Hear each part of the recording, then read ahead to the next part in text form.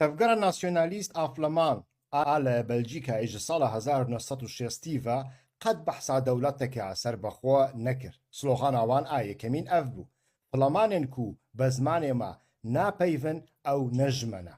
ji ber vê yekê di demekî pir kinda yekemîn tiştên ku karî bûn bikin ew bû ku bandora asîmîlasyona ziman û kultûra Fransî li ser xwe ji holê rakir.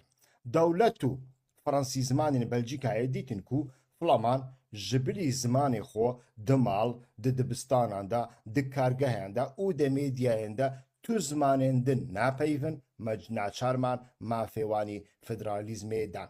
Lê netewperistên Kurd ji bilî dewletê bi tiştekî din razî nîne, her tiştî biçûk dibînin. Lê di nava xwe de, di mala xwe de, di televizyonê û mêdiyayê civakî de ji xeynî Tirkî bi zimanekî dinê naxwazin biaxivin.